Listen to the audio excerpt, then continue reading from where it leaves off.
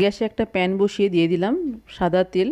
তেল গরম হয়ে গেছে, দিয়ে দিলাম একটা পেঁয়াজ কুচি। পেঁয়াজটা একটু ভেজে নিয়ে এর মধ্যে দিয়ে দিচ্ছি ছোলার ডাল, দিয়ে দিচ্ছি আদা আর রসুন।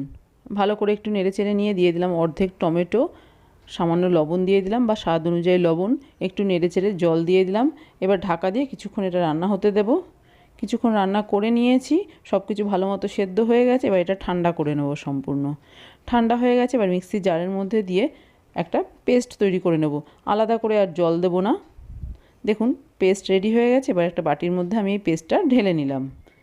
এবার এতে তড়কা দেব।